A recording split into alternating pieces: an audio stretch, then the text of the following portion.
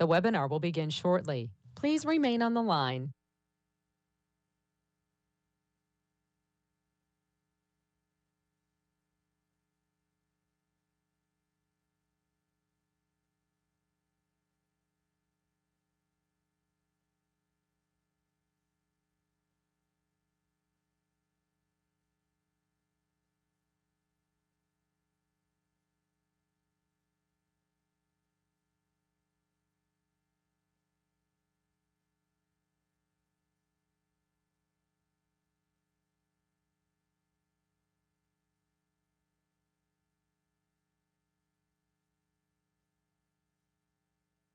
The webinar will begin shortly. Please remain on the line.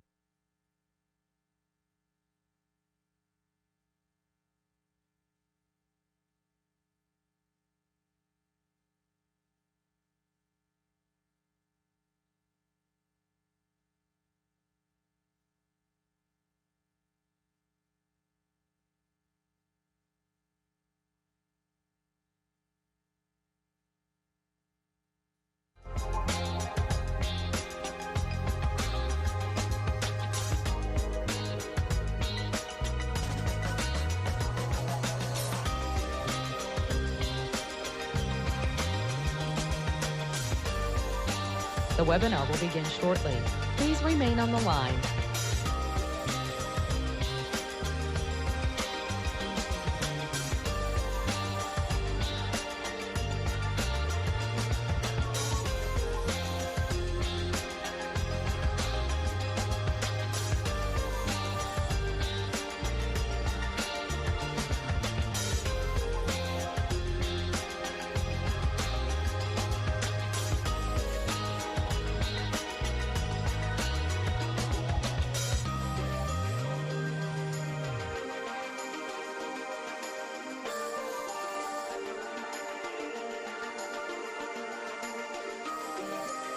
The webinar will begin shortly.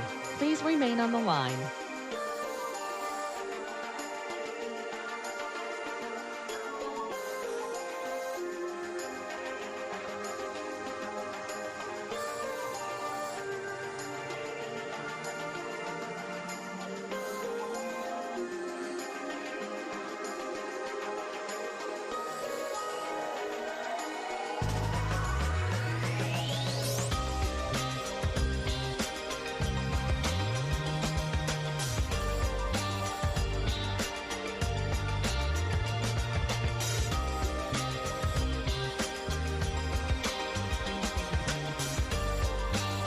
The webinar will begin shortly. Please remain on the line.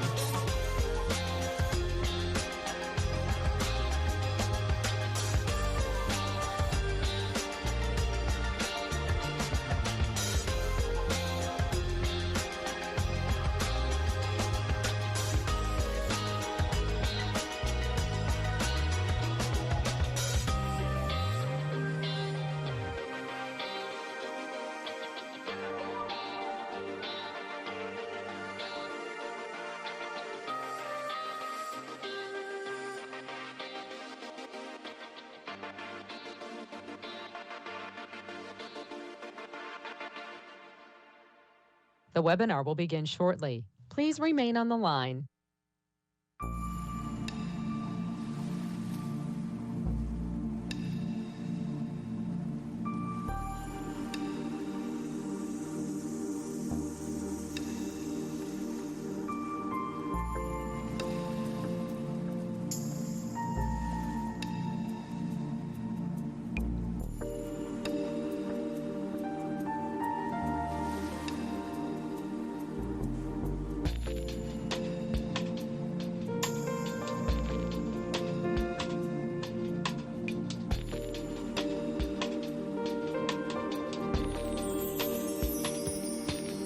The webinar will begin shortly. Please remain on the line.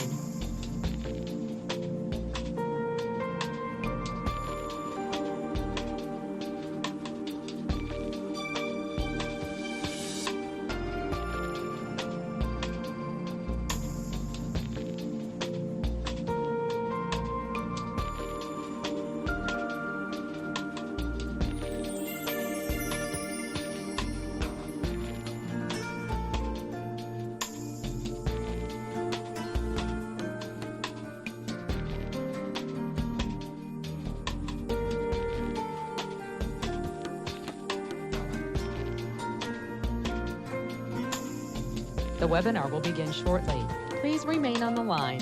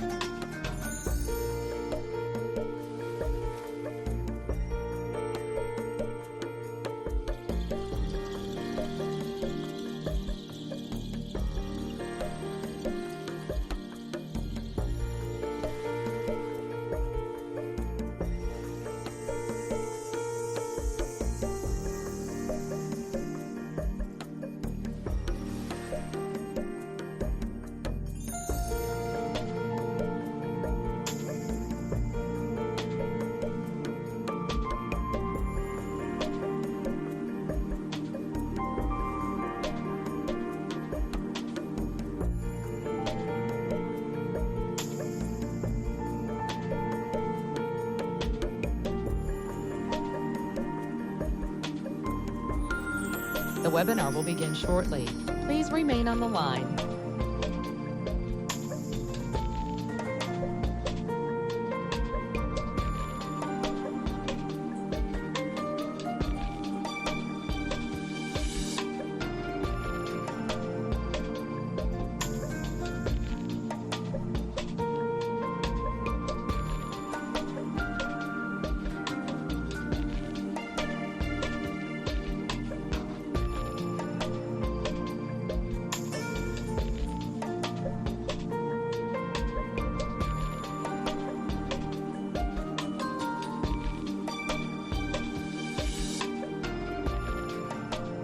The webinar will begin shortly.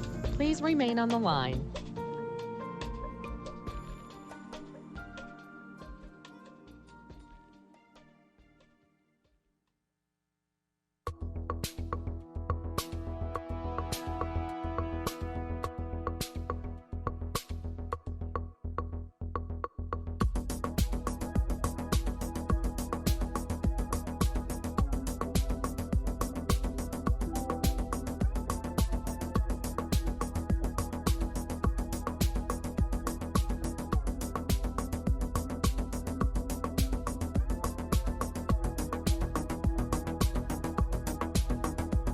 The webinar will begin shortly.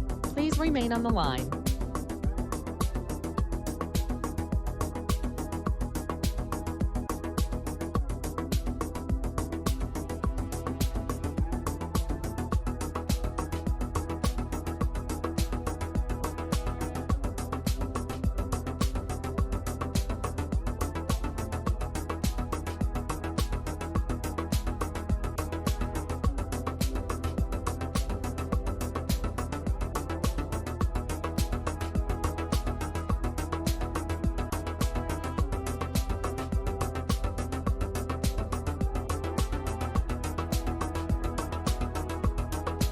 The webinar will begin shortly.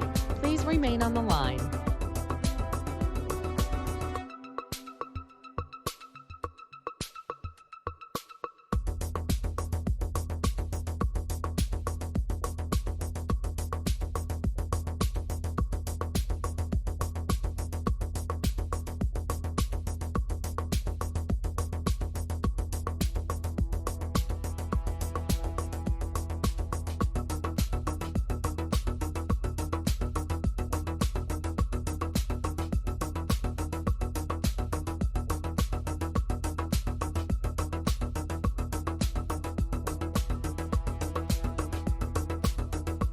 The webinar will begin shortly. Please remain on the line.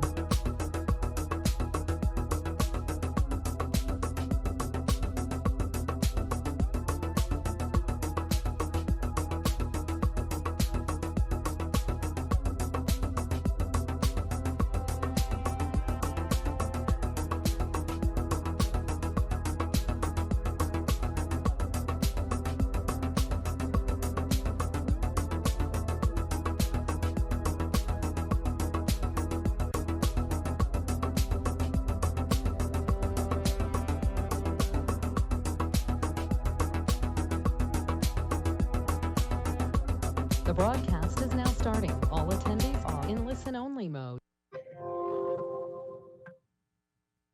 Greetings, everyone. This is Chairman of Tampa City Council, Louis Vieira, here for an emergency meeting for a briefing for the administration on COVID-19. I wanted to, before we always begin our city council meetings with a prayer and our pledge of allegiance. So I would like to, if we may, just pause for 5 seconds for a moment of silence before we begin. We'll begin now. Okay. And now, if you're wherever you're at, we'll begin with our Pledge of Allegiance via telephone, and let us begin. I pledge allegiance to the flag of the United States of America, and to the republic for which it stands, one nation under God, indivisible, with liberty and justice for all. Okay, let's go ahead and begin. Before we begin, I want to restate the public notice that was issued for this meeting. Pursuant to Rule 3F of the Tampa City Council Rules of Procedure, an emergency meeting is called. The purpose of this special call is to be briefed on actions taken in response to the COVID-19 virus pandemic. This meeting is held in accordance with declarations and provisions of the Governor's Executive Order 20-69. It shall be conducted by remote participation or teleconferencing, what is referred to by the state of Florida rules as communication media technology. No official action will be taken. And I wanted to remind all individuals, if you are on today as a prospective speaker, to please mute your line if you are not speaking. I wanted to begin by just going over briefly 2 things. I wanted to first thank the administration for putting this meeting together today, and I wanted to thank Chief John Bennett and all of the staff for being here today. We have many staff individuals here from the Castro administration. We have many busy people who are here in a crisis and are taking their time out for us. We are in what is, God willing, a once-in-a-lifetime crisis that shocks the system, and we appreciate your work, dedication, sacrifice, and public service, and we really appreciate having you all here. Second, for procedure today, we are in a new forum, which is the telephone. So that puts time constraints and requires great organization. So first, a few ground rules. First, Chief Bennett is going to do a presentation which will last about 25 to 30 minutes, I'm told. Clearly, there will be no questions during the presentation, but afterwards from council members. The administration is giving us 60 or so minutes of their valuable time today. Like water in the desert, their time is very, very valuable. And we all appreciate that and will respect that unless it's directed otherwise in terms of time. Afterwards, I want to give each council member 4 minutes, roughly, each to ask questions and any statements, et cetera, that you'd like to give. And I'll go in alphabetical order as follows, starting with Councilman Carlson, Citro, Dingfelder, Goods, Maniscalco, Miranda, and then myself. We will hold to that, and I would ask that when a council member has the floor, nobody else, excluding myself and in very rare circumstances, or Mr. Shelby, would intervene and interrupt, as that council member will have the floor. Questions will only go to Chief Bennett, and then he will forward them or defer them if need be. This should take us to the 1 hour mark, and then we can end, and then we can explain our additional meeting on Thursday. Obviously, there will be no votes. We are unable to legally do so. The purpose of this emergency meeting I called was for council to receive an update for the administration so that we can take this information back to our constituents. Okay, Chief Bennett, batter up. Go for it, sir. Point of order, Mr. Chairman, Dingfelder. Yes, sir. As Gina mentioned, I think it'd be appropriate for us to take roll call while we're on public. Yes, sir. And thank you, Councilman Dingfelder, for that. I appreciate. Clerk, if you want to do I don't think the roll clerk call can do it. I think you can do it, Mr. Chairman. Okay. Yes, sir. Then I will. Councilman Carlson. Here. Councilman Citro. I'm here. Councilman Miranda. Here. Councilman Dingfelder. Here, thank you. Yes, sir. Councilman Goods. Here. Councilman Maniscalco. Here. Councilman Vieira is here. Thank you for that, sir. Okay, Chief Bennett, go for it, sir. All right, good morning, Chairman. Good morning, Council. Good morning, public. We appreciate the opportunity to serve the citizens through City Council.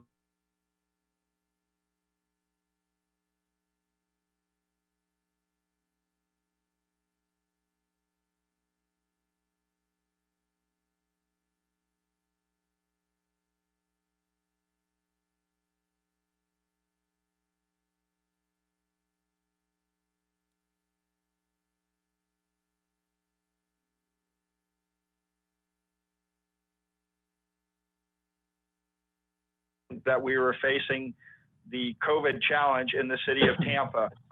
It started with a positive case, and now you can see it's grown throughout the state and, of course, the nation. Our front lines, as the chairman have mentioned, have been extremely busy, doubling down on their work, their calendars, and their opportunities to serve the public. That said, shortly after our first positive case, the city of Tampa, under Mayor Castor's direction, had put out a COVID plan for our personnel, our facilities, and our levels of service to adapt to the challenges faced by the emergency. The mayor also adopted a 4-pronged strategic plan that started with sanitizing everything possible in your workspace and in your environment to create that workplace and physical distancing, both 24 hours, 7 days a week in our community, to make sure everybody was monitoring their wellness and getting tested appropriately to help quarantine and stop the spread of COVID-19. And lastly, a strong message about staying calm and being nice throughout the community as we try and support our fellow citizens. Before we go through the staff, I'm going to turn it over to our incident commander of this operation, which is Fire Chief Nick LaCicero, who also serves as our emergency manager for the city. Chief LaCicero. Good morning, Chief of Staff. Good morning, Council Chair, Council, and citizens. It's a great opportunity for me to have the time to speak with you today. I would like to contextually provide you some information from the point of view of emergency management. Emergency management provides a coordinated management platform for planning, response, and mitigation of events of consequence. We certainly are dealing with that today. Furthermore, it brings together the Incident Command System, ICS, and as the incident changes, so do the elements of response requiring additional support. These elements of support manifest themselves as emergency support functions, or ESFs. In our current situation, these ESFs represent very important elements that often are not seen from the forefront. Elements such as revenue, finance, human resources, and purchasing are very, very intricate to the success, overall success of the mission that we provide. Furthermore, and to elaborate on what the Chief of Staff started, the beginning of March came with increased information and concern with respect to information relating to COVID-19. On 3/12, the mayor signs an executive order declaring a local state of emergency. Also on that day, daily calls were initiated with administrators and directors in response to ramp up for the virus response. On 3/17, the Citizen Information Center call lines were activated at 4 p.m. and we transitioned the very next day to an 8 a.m. to 8 p.m. shift. On 3/19, the Emergency Operations Center activated level 2.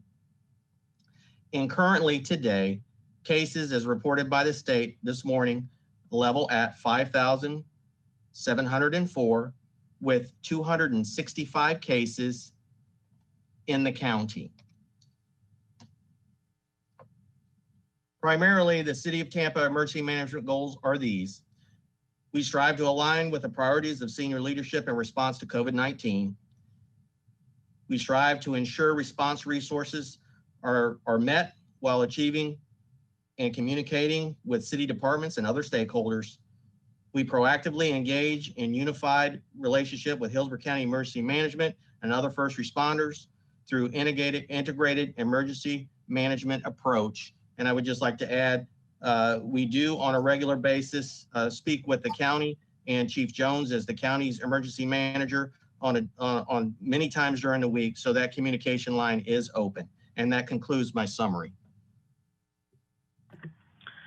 Thank you, Chief LaCicero.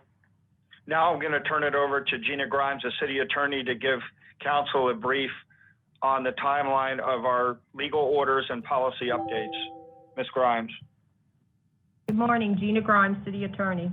I wanted to begin by providing a framework of the law regarding emergency management, and it starts with the state law, Chapter 252, Emergency Management. And the statute grants not just to the governor, but also to counties and cities authority under the state emergency management law. As far as cities are concerned, the state law not only authorizes the city to create emergency management plans, but it also encourages us to do so.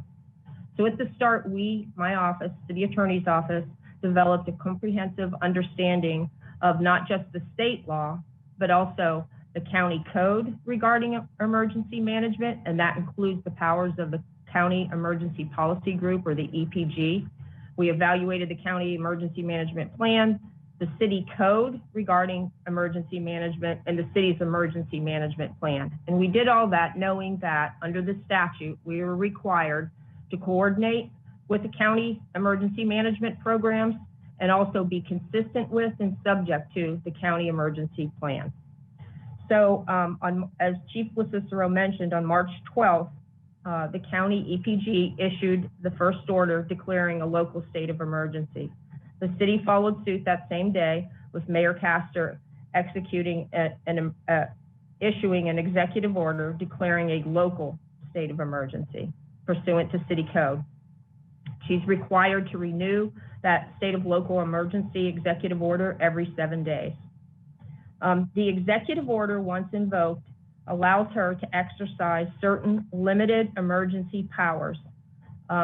They are not powers that are strictly dictated by code, but instead outlined by state statute. And I'll refer to some of those powers as continuity of government powers. They waive the procedural, waive the various procedures required by law or ordinance, and allows the mayor, without council approval, to enter into contracts, perform public works, incur certain obligations, etc., allowing the government to continue on. She also may exercise certain other additional powers, several of which we have in fact invoked. One of them is anti-price gouging. Another is closing the city of Tampa beaches, rec facilities, and parks. So following the few days after the declaration of the state of emergency, our office very quickly evaluated numerous executive orders from cities and states across the country and cities in Florida. And we did this to gain a better understanding of the measures that were imposed by other jurisdictions that experienced the COVID virus before us, and to learn what was reasonable and effective. From March 12th to today, which is only 18 days, we've been engaged in a very fast-paced process of reviewing, interpreting, and drafting various executive orders. In fact, the count now is up to 27 executive orders issued in the last 18 days. The governor has issued 13. The County Emergency Policy Group has issued 3. The county administrator has issued 6, and the city's issued 5. Each time any one of us, the governor, EPG, county administrator, or the mayor, issue an executive order, it triggers the immediate need for interpretation to address the questions from the city staff, from city residents, and from businesses. And each step of the way, whenever we did so, we coordinated with the county attorney's office and to ensure that our interpretations of the different executive orders were consistent. We also began drafting, alongside the county attorney's office in several instances, what we'll call guidance documents or interpretations. We received many, many questions at a fast pace from members of the public and businesses in the community wanting to know what the various executive orders meant and how it impacted them. In addition to drafting guidance documents, we drafted legal bulletins for TPD. They, of course, were responsible for enforcing the various executive orders, so they needed to have concise interpretations of these various executive orders so that the officers would be prepared each night to implement and enforce. We also finally drafted frequently asked questions for our call center and for city departments. We shared those with the county towards the end of the process to make sure that we were all consistent with the responses that we were giving.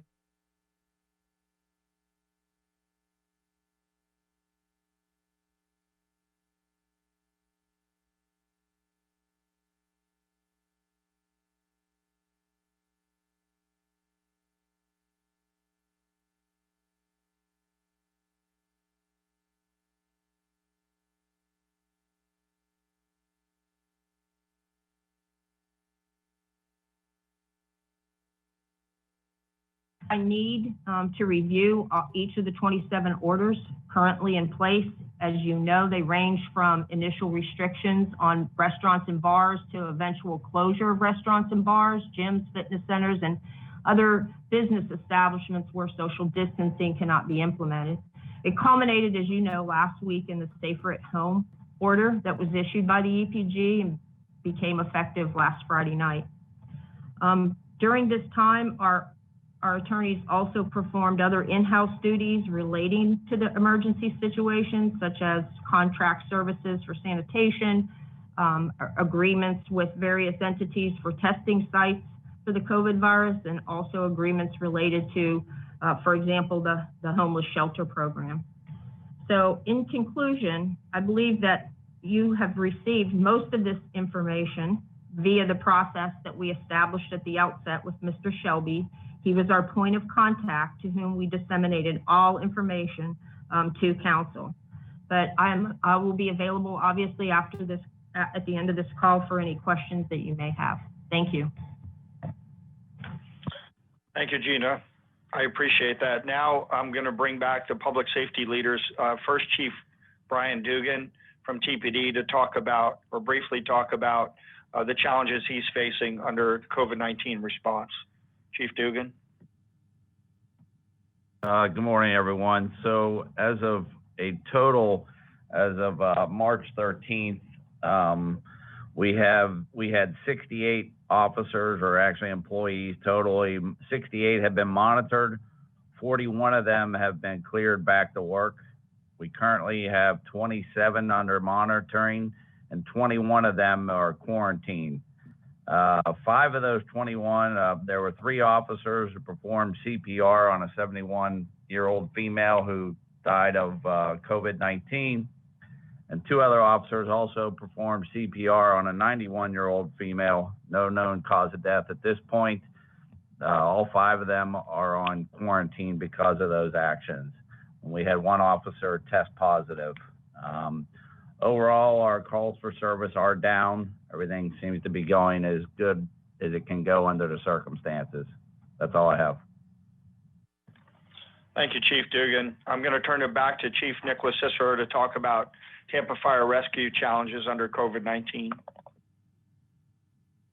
Thank you, sir. Once again, when the information started to increase with regard to COVID-19, some of the following actions were enacted by Tampa Fire Rescue. We immediately conducted communications and planning discussions with administrative staff to continue core services and ensure that the department's needs to the community are met. We initiated 911 communications, pre-screening questions to further enhance detection of patients with flu-like symptoms. We ceased all public education events to reduce the potential for exposures.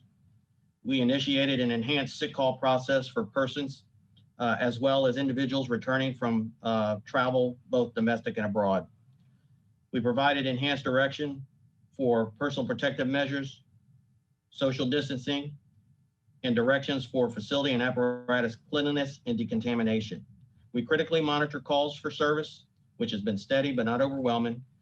We monitor resource requests for PPE for fire rescue needs, and we continue to support exposure control procedures for first responders. That concludes my summary. Thank you, Chief Cicero. Now I'm going to turn it over to Administrator Osea Wynn over our neighborhoods to talk about how we're trying to serve the community in the COVID-19 response. Osea? Yes, so good morning, everyone, again. What we've done is on March 18th, we opened our call center. Over the past 12 days, we've had an average of 105 calls per day. We're looking at the trends and the patterns to determine how we need to resource the call center accordingly. What we've noticed is that after the Safer at Home order that went into effect over the weekend, that we've had a significant decrease in calls, and we would like to attribute that to the information that we're pushing out to the public. Not only are we utilizing our website, external website, with information regarding COVID-19, but also we've reached out directly to community leaders. We were instrumental in getting the information translated not only into Spanish, but also into French. And we've reached out to the Haitian communities and the French-speaking African communities to make sure that they had the information. As Gina has already mentioned, our parks and recreation centers are closed. We established a program through our park staff where we call seniors to ensure that they're safe, making sure that they have resources, and we can direct them to some of the county resources if and when needed. At this point, that is all I have for our update. Thank you, Osea. Next is our Administrator over Development and Economic Opportunity, Ms. Carol Post. Carol? Good morning, everyone. Thank you, Council and members of the public. I have three brief updates to provide, one around our development and construction services activities, one briefly around our housing and community development services, and then a quick update on some of the activities the city has undertaken around economic recovery efforts. So starting with our development and construction services, as many folks know, the Safer at Home order that was issued on Friday night deemed that infrastructure and construction are essential services, even before, and so that they will continue to function. Even before that was determined, we had already converted our development services public center to a virtual service the prior week so that we could continue to maintain services as seamlessly as possible to the construction industry. At this point, we are able to conduct application processing, plan review, permitting, and most inspections digitally, with all customer service being done via telework, by phone, email, or other digital methods. We are also managing requests for variances, rights of way, and other standard fare activity in the construction realm through direct customer service provided virtually. It's important to note that for inspections that are done for occupied premises, we discontinued those or converted those to virtual more than a week ago, again, to just limit any sort of human interactions. At this point, most of our site inspections will be converted to virtual starting tomorrow morning. We have a number of methods in place to accommodate all development and construction activity at any scale or scope. And for those that fall outside or folks that would be challenged to have a digital interaction, we will handle those on a case-by-case basis. One last thing on development services is that we are also implementing, starting next week, an additional layer of protection for our large construction projects that have a higher number of employees or workers on those sites, including protective measures such as spot check inspections by our occupational medical providers team that's been engaged. So that is a quick update on development and construction services. On the housing and community development front, like our other service center, our Lemon Street Center, which provides a number of range of services to the public, has been operating virtually for more than a week, I think relatively seamlessly, and all of our employees are available via telework. One of the best accomplishments from that group has been the implementation of the Hillsborough Hope Emergency Shelter that came online Monday. It's a safe and secure place for homeless individuals to receive shelter, food, medical assistance, and other basic needs. There's been a lot of great coverage about it, so I won't go into detail, but happy to take any questions if there are any. And lastly, on our economic recovery efforts, on March 16th, just a couple of weeks ago, we convened 2 collaboration groups which have been working together since then, communicating across many different support initiatives. One of those teams is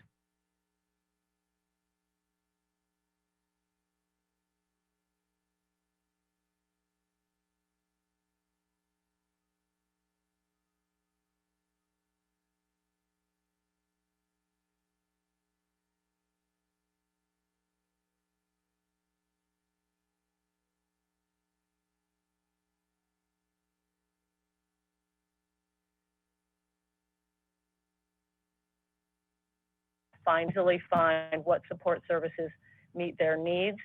On the economic support team, likewise, we've tried to present a clearinghouse of information to weed through the good news that there are so many different support services available to businesses and individuals who have been displaced from work, but it's sometimes challenging to find them. So we are creating a method, and we hope a platform to connect businesses and individuals to the services that most suit their needs.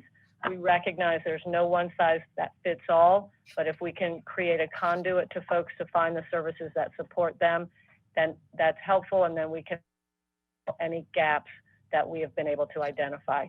So I'll conclude with that and happy to take questions when we wrap up.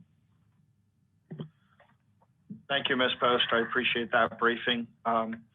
Chairman, we're probably about 10 minutes away from finishing our brief or less, and then we will make sure we leave plenty of time to hear your questions. Next up is Ms. Jean Duncan, our Administrator over Infrastructure and Mobility.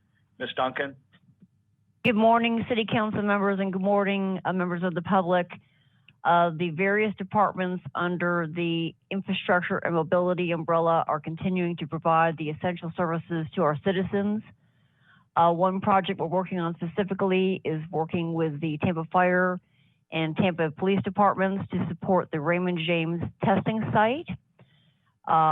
Currently, appointments are being taken today for testing to start tomorrow and extend through Friday. We will continue this operation as testing kits become available and ebb and flow depending on kit availability so that we can get as many tests completed as possible. We've had great partnership with our area healthcare companies, as well as the county, to make this site a success so far. As I mentioned, all of our departments are continuing to work under these new conditions. We've become creative with staggering work schedules, telecommuting, and also taking protective measures for our our employees that have to be on the job to make sure they're safe. So for example, we've disinfected 215 of our city buildings. We have disinfected all of our fire and rescue units, 526 city vehicles, and we continue to frequently disinfect high traffic buildings such as the City Hall, Old City Hall, and 11th Street offices to ensure that our workers are safe as they are having to come into work. We have all of our construction projects continuing to move forward and keeping things on budget and on schedule to the best extent possible. We are taking care of our critical workers that often are working in close proximity. For example, we're expecting about 5,000 masks to be delivered as needed for our plant staff that work in some close proximity. We do have some screening underway for plant staff to ensure that they are safe under their working conditions. And we are also continuing the important McKay Bay waste to energy plant operation transition in parallel with all this to make sure that stays on schedule and we keep that project moving forward. So that concludes my report. Thank you. Thank you, Ms. Duncan. Council, our next report comes from our Chief Financial Officer, Mr. Dennis Rojero. Dennis? Good morning, Council. Good morning, everyone. Similar to the emergency actions you've heard about, the mayor's been ahead of the curve on the COVID emergency financial planning. We began discussing the financial risk factors and potential remedies early on. You'll recall from last year's budget process that conservative financial management has been at the heart of our decision making. For example, our emphasis on reserves and maintaining a fund balance greater than what our policy requires. That doesn't mean we don't anticipate challenges for the remainder of the fiscal year. Few, if any, localities are going to be immune to the roller coaster stock market. Anticipated reduced consumer purchasing, remember those are sales tax revenues that we won't get, and across the board event cancellations. Remember again, these events are pursued for their economic impacts that we're not going to experience. As we discuss solutions to these issues, and depending on both how bad these issues get and the extent of current and future assistance from the federal government, nothing's off the table. Thank you.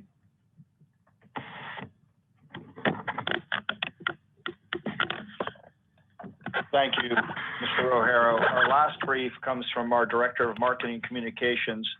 Before my wrap up, Ms. Ashley Bauman. Ashley. Good morning, everybody, and thank you for having us. I just want to give you a brief recap of what we've been doing to communicate to City of Tampa residents in the region, given we are sitting in the largest media market in the state.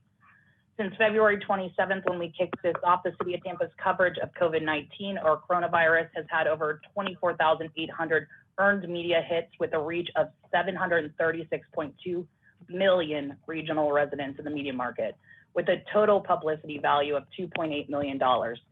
These platforms include, but are not limited to, TV, print, and radio. Marketing and communications has been in constant communication with our regional partners to ensure not only streamlined communication with our residents, but also the most up-to-date information as we receive incoming questions on all of our platforms. These platforms include our website, our Facebook that has 74,000 followers, our Twitter with 189,000 followers, our Instagram with 51,000, our Nextdoor with 72,000 residents, and our TikTok, which is a new platform we are testing out, but it is reaching our youth, and that is one of our best demographics to communicate. Our website views have been up exponentially, with our #1 landing page right now being our tampagov.net/COVID-19 with 254,000 hits. And our second most hit is our Safer at Home at 141,000 hits. Moving forward, I will say that our Nixle platforms, which is our text platforms, have been on an uptick. Tampa Ready at 81,355, Tampa Lista at just under 5,000, and Tampa Biz at around 5,000. Beyond our traditional communications efforts, we've been hosting Facebook Live updates every day, PSAs on iHeart radio stations, featuring a myriad of DJs, and also PSAs are about to be in the works with our professional sports athletes from around the region. We've also used digital billboards and are using an aerial digital billboard thanks to Sky Spot advertising. And that's all I have. Thank you, Ashley. And Chairman and Council, as I wrap up real quick, you can see that the City of Tampa is going through a different chapter of real-time resiliency through mitigation and adaptive strategies. In our legal areas, our operational areas, and of course our logistical fusion will continue until the pandemic subsides. And as I mentioned, as I opened up, the first thing we looked at is taking care of our personnel, our facilities, and our levels of service to the community under these conditions. And by example, our technology and innovation department has serviced over 1,200 teleworkers to stand them up to have continuity of government while we're going through the pandemic and reduce the risks of COVID-19. With that, Chairman, I'll turn it over to you and Council for questions. Thank you, Chief, and thank you, everybody, for your briefings. Okay, next we'll go to council questions and comments. I want to hold to so that we can get everybody in time-wise, each council member to about 4 minutes. That includes answers. We'll play this by ear, but anticipate holding to that. We're on a time constraint, and I appreciate everybody's courtesy and cooperation. And I also wanted to briefly remind council members that Thursday's meeting will include a briefing from staff as to feasibility of future land use hearings, consent agenda items, public hearings, et cetera. So you can ask what you wish, but that will be addressed at a separate meeting. Okay, we begin with Councilman Carlson. Go ahead, sir. Morning, everybody. I'm going to save my questions for conversations either one-on-one or in future meetings, just so we don't take up all the time today. But I want to say how much I appreciate everybody putting this effort together, and in particular Chief of Staff for organizing it. I think it's important for the public to hear all this. We get email reports, but it brings the information to life, and it I think builds comfort that you all are on top of everything. I've heard complaints here and there about different things, which I passed on to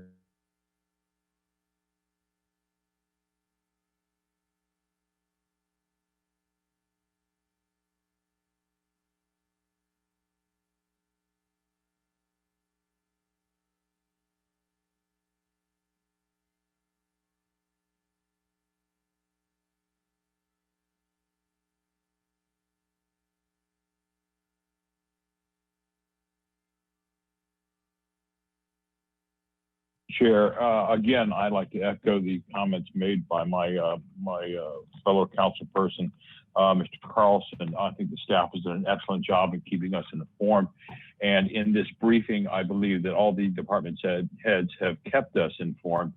Most of my questions have been asked. I am wondering if within the next 7 days, if there's going to be any change in the critical businesses. I too am getting letters from constituents and small business owners, especially.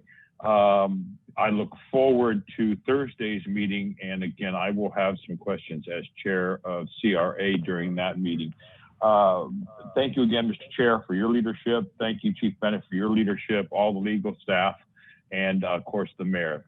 These are trying times, but of course, we will all get through it together. Thank you, Mr. Chair. Thank you, Councilman Citra. We appreciate that. Next, Councilman Dingfelder. Good morning. Just to reiterate, thanks to everybody. Thanks to the mayor, doing a great job with leadership. Thanks to all the staff, starting with Chief Bennett and going everybody who's on the line and everybody who's not. 3 quick questions, and John, you probably have about a minute to answer each one. Dennis, in regard to budget shifts, obviously you survived through the recession budget and made many adjustments accordingly. You did not speak to a possible reduction in sales tax. I would anticipate, in property tax, you spoke to sales tax, but not necessarily property tax. I would anticipate we might be experiencing that, and I hope we're looking at that projection. That's question number 1. Question number 2 is, and I know it's slightly off topic, Mr. Chairman, but as related to the CRA, I think there's an opportunity down the road, perhaps for the CRA to shift some of our budgets to look at small business assistance. So I don't know if we're looking at that yet, Mr. Bennett, but I hope that you and Michelle are. And my third question is, in regard to the big picture, locally in Hillsborough, are we flattening the curve as everybody has spoken to?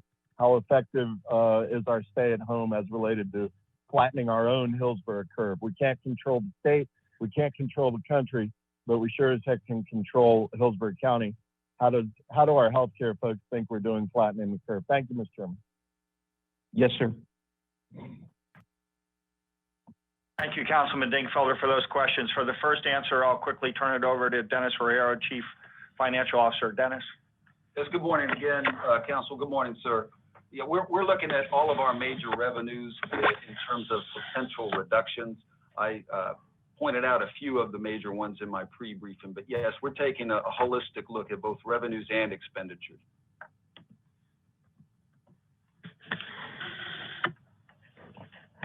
Thank you, Dennis. Michelle Van Loan, are you on the line and able to talk to what you're looking at ahead of the next opportunity with the CRA? Good morning, Michelle Van Loan here. Yes, I am. We are currently working with Morris Massey, our CRA attorney, and all of the CRA managers have been going through their community redevelopment plans, coming up with the language to be able to shift to those grants. And we plan to have a response for council for this Thursday and next week for any approvals and movement that may need to happen. So yes, we have been diligently working to figure out how we can fill the gaps from what is being provided at the federal and state level. Thank you. Thank you, Michelle. And for the last question, Councilman Dingfelder, I'll take part of it. As you know, the assertive Safer at Home action was designed to flatten the curve as our mission inside the city through Mayor Castor's leadership and the support of the county and, of course, in some facets, the state. But for the metadata on that, I'm going to turn it over to Chief Nicholas Cicero, who's in constant contact with the Unified Command, starting with Dr. Holt, our Department of Health county doctor. Nick? Thank you, sir.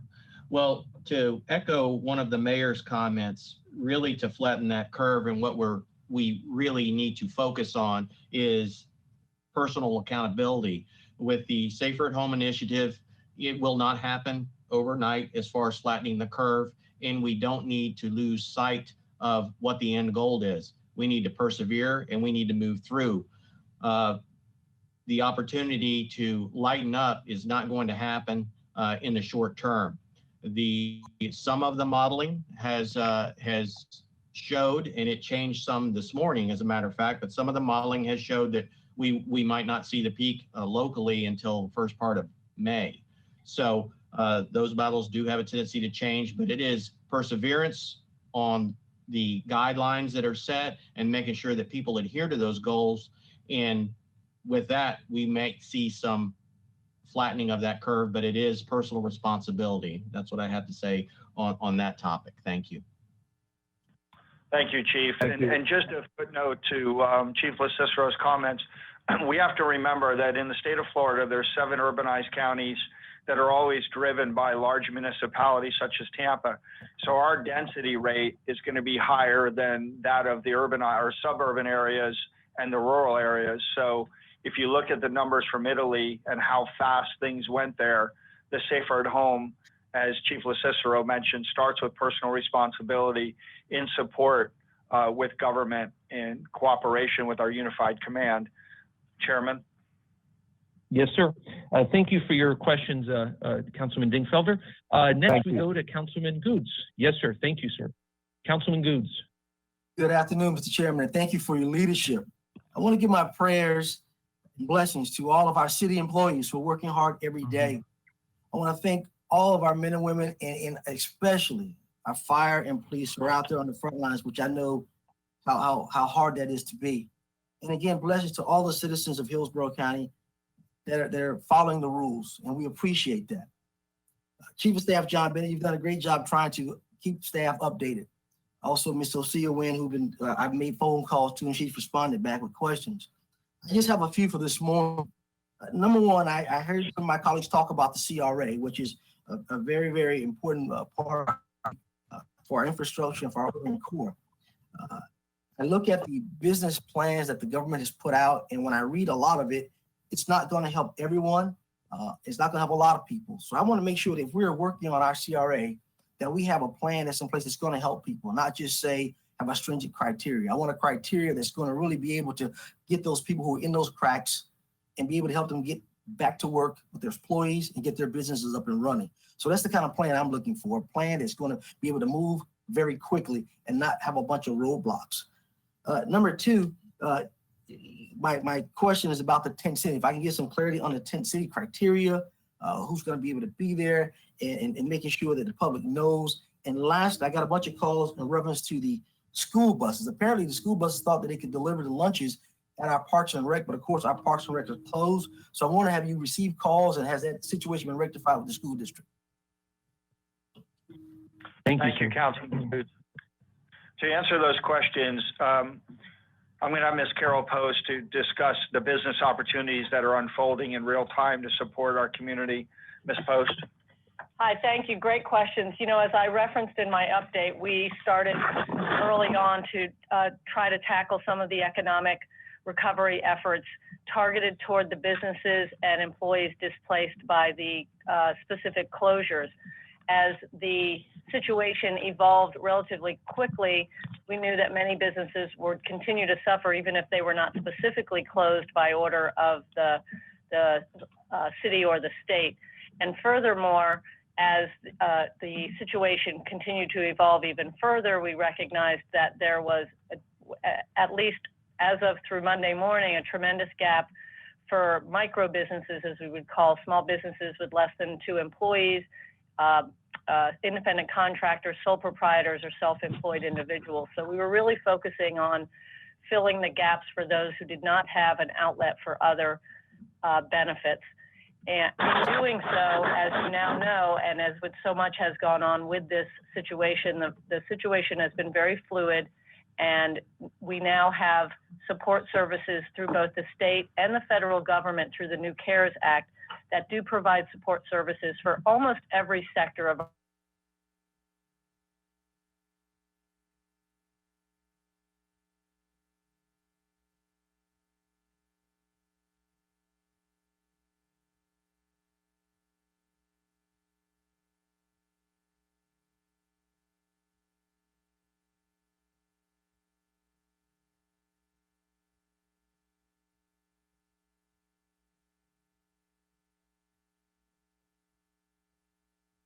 employee.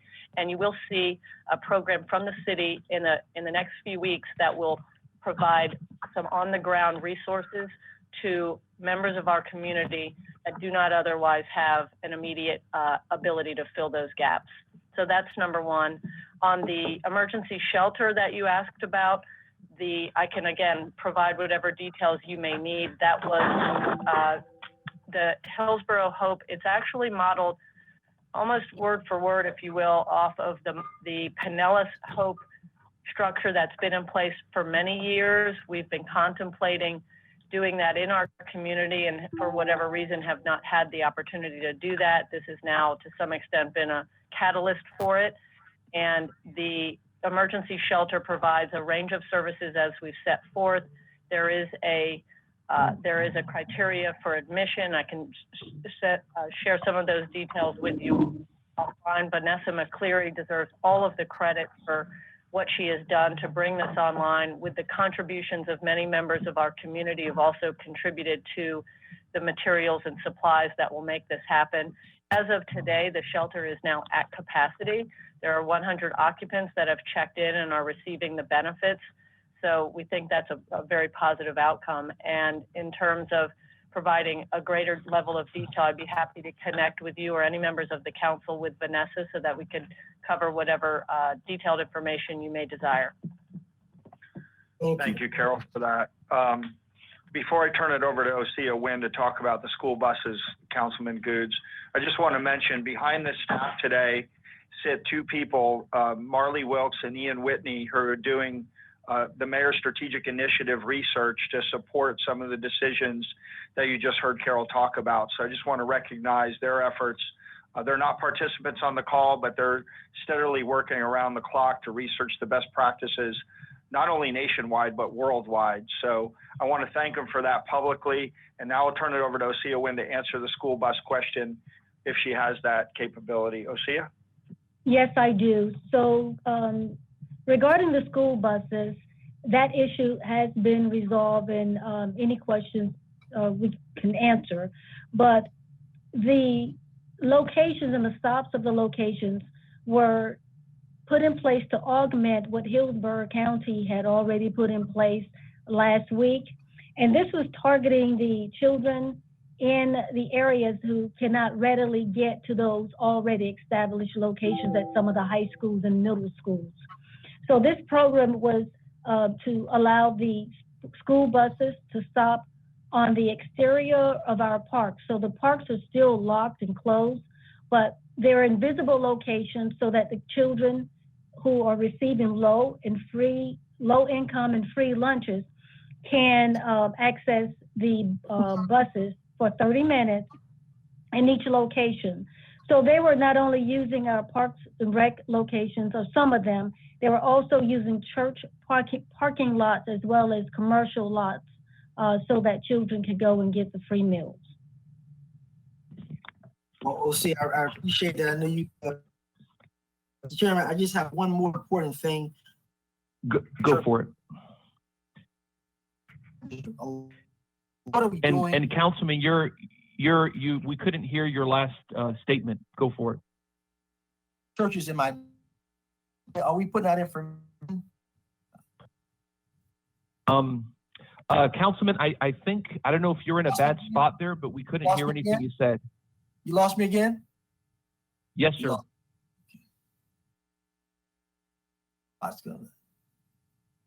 think we got a bad spot. So if the question was, and I thought I heard part of it, if the question was, are we sharing that information or working on getting that information out to the public? And the answer is yes, we're actively working on that right now as we speak. Yeah, I lost you. I'm sorry. I was worried about the churches. I have a lot of my district. I'm losing. Yes, sir. We're working on that as we speak, and we can talk offline. That'll be fine. Thank you, Councilman, and thank you everybody for that. Next, Councilman Maniscalco. Thank you very much. Just briefly, I want to thank Gina Grimes, Martin Shelby, Chief of Staff John Bennett, everybody that's been keeping us in the loop. And I know you guys are working tirelessly nonstop. You know, we get communication all day long from all of you and the mayor out there and trying to get through this. But that's really it. I appreciate all the updates. You're keeping us in the loop as quickly as possible, and I appreciate all your hard work. Thank you. Thank you for that, Councilman. Councilman Miranda. Thank you very much. I want to thank the mayor, chief of staff, every department head, and all the employees of the city of Tampa. And I appreciate everything that the police and fire department is doing way above and beyond. But this is a time in history that we will all be remembered, not only those in government, but every person in the world and how we handle this. The future of all of us depends on how we handle it. Stay at home is the only avenue we have to stop this virus from continually spreading. And from what I read and see and hear in the media, like all of us, we're in for some times in history that will take some time to get out. From all of the experts in the medical field and the financial field, there's going to be 45 million individuals in the United States without a job coming up. I'm not trying to be doom and gloom. I'm just reading the facts that I've heard. And we got to get prepared. We mentioned, Dennis Rojero mentioned about the finances of the city. And my opinion is what happened in 08 will be followed by what's coming up now in 2000, but maybe more and more of deeper results because everybody's affected from Spokane, Washington to San Diego to Maine to Tampa, Florida to Key West. Every one of those areas depends on something and we feed off each other. That chain is going to be broken by this virus. We must have trust in each other. We got to feel like we're not alone, and you got to come up with something like this administration is doing to make sure that the virus stops. All goes well, we will stick together and get through this period in history. The city of Tampa was the second largest city progressively growing in the United States, first east of the Mississippi River. That will continue, but at a much slower rate, my opinion. So we have to be prepared to hand out and push up and make sure everybody's on the same train heading to normality, whatever that was, because right now we're not in normals. Americans are not used to doing what we have to go through. We're used to having our way, the freedom to speak, we still have that. The freedom to move around has somewhat been hindered. The freedom to spend, somewhat hindered because there are very few places to spend now. The futures, however, we must protect everybody from those who have not, those who are tall, slim, whatever. Everybody's in the same boat together. And together we will win. If we divide, we'll have a difficult time. Thank you, Mr. Chairman. Thank you for that, Councilman Miranda. And I wanted to thank all my friends and colleagues on City Council for your remarks, including tailoring them on this very unorthodox format that we have. Just really briefly, I wanted to echo what Councilman Dingfelder there said with regards to the CRA. I think that's a really good point in terms of priorities. And like everybody said, I wanted to just salute the administration for their hard work, salute Mayor Castor for standing up. She represents her city. She's the face of the city. And as I see it right now, the city has never had more courage and leadership in our time when the community needs that courage and leadership than when Mayor Castor fought for that stay-at-home directive. Tampa's doing the right thing. And all too often, doing the right thing doesn't make everybody happy. But that's what leadership is all about, is standing up and doing the right thing because we know it's the right thing. And that's what this administration's been doing. The administration and city staff are working around the clock. These are public servants themselves with families with acute situations. They're going 150 miles an hour in a 60-mile-an-hour zone with very, very little notice. All hands are on deck, all feet are on deck, all hearts are on deck. And that means everybody, including, and I know Councilman Carlton and others referenced our first responders. The acute situation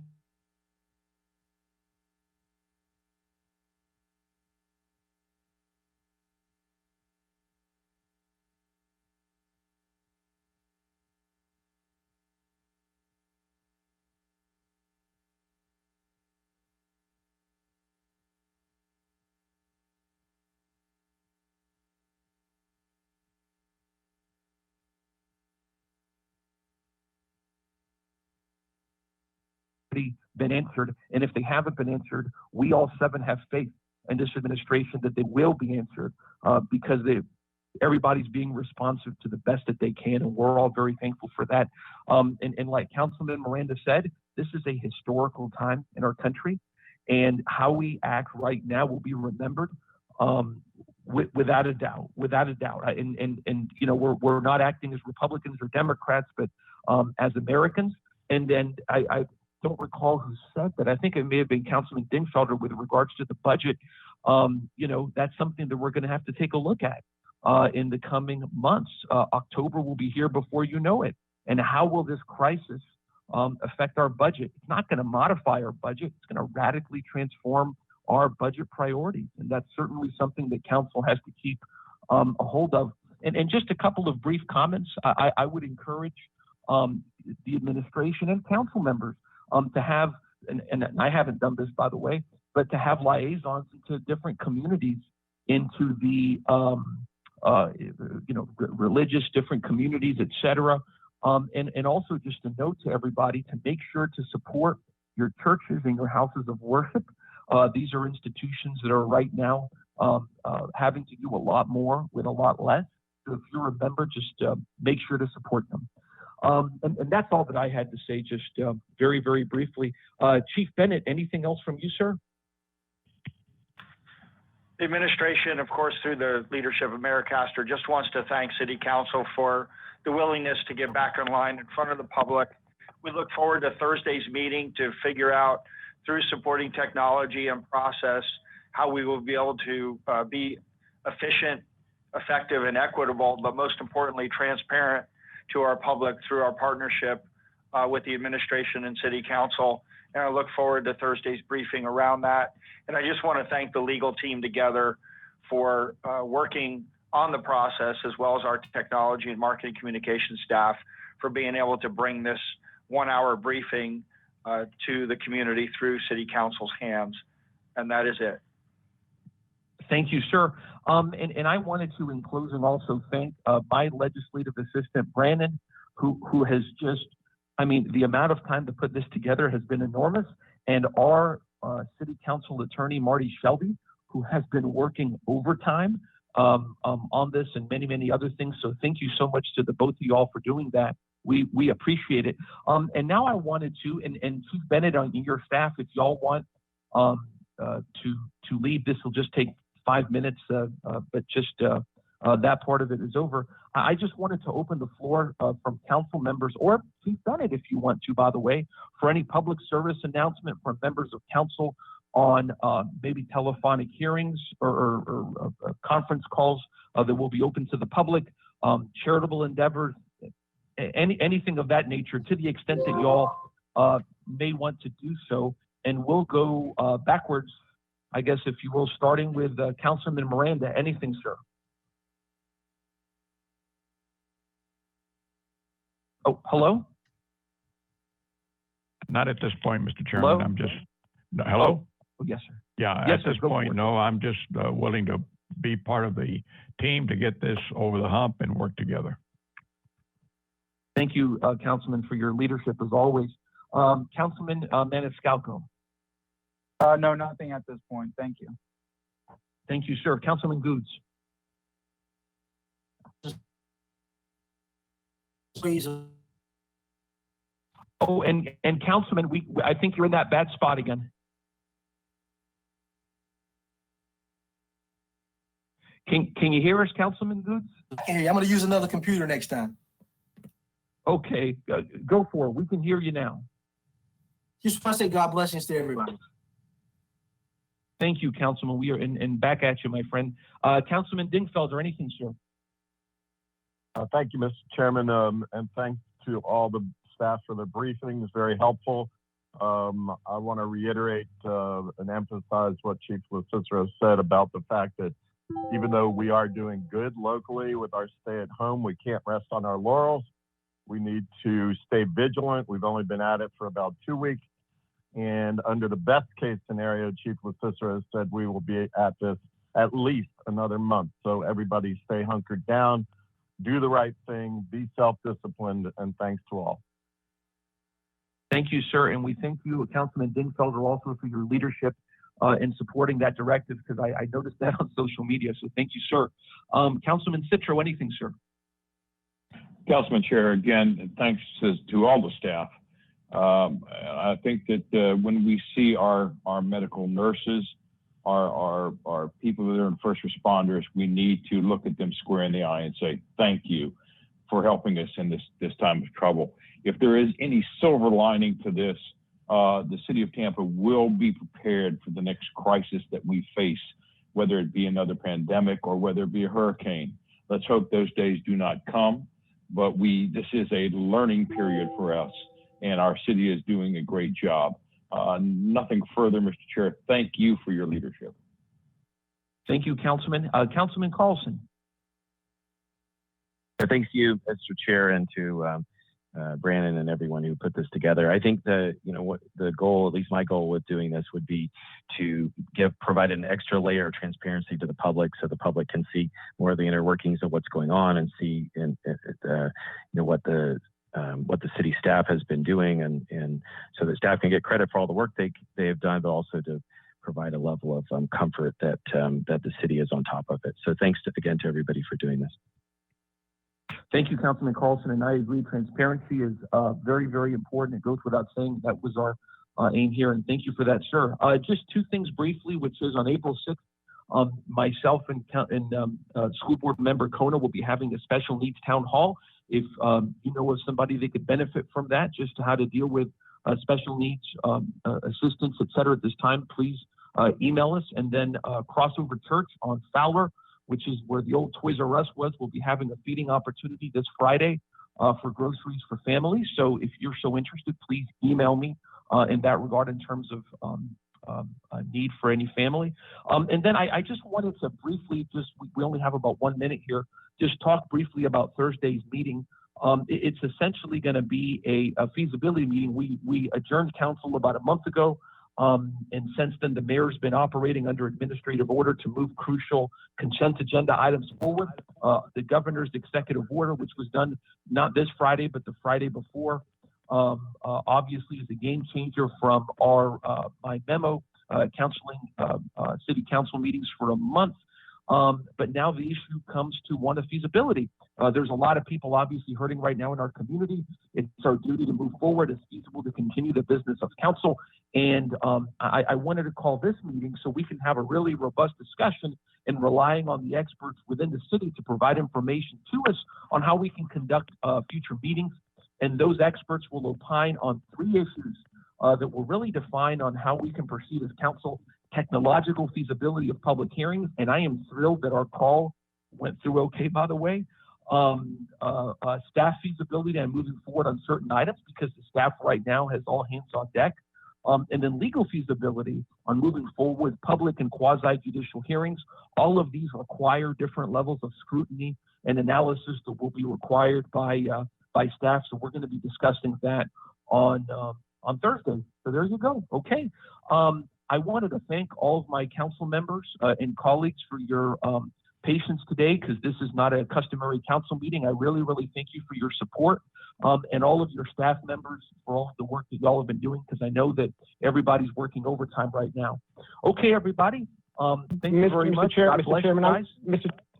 Yes, sir. Mr. Chairman, I'm sorry, Martin. Oh, yes, Shelby. sir, I just Marty. wanted to, hi.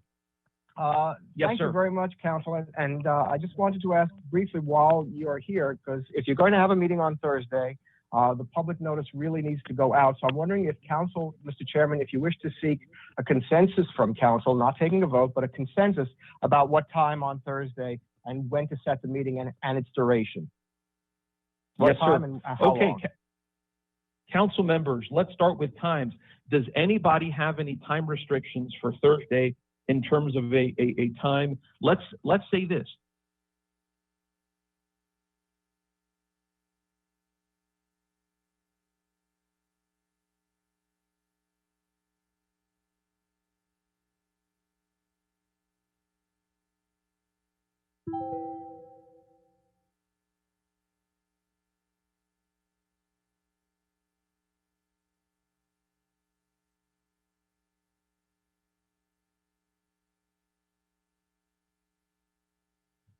My only request in terms of duration would be to err on the longer side.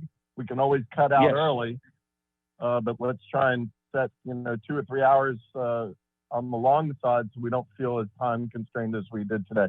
No complaints on today. It was a great meeting, so let's try and do it on the longer side. Yes, sir. And what we'll do is Councilman Dingfelder will inquire with the staff as to their availability, but I agree with that we will need more flexibility. I agree with that 100%. Anybody else have a problem with 11? Okay, so what we'll do then is we will proceed at 11. We will inquire with staff as to their availability on that. And we will certainly calendar more time than has been noticed and designated today. And thank you, Mr. Shelby, for bringing that up. Thank you, sir.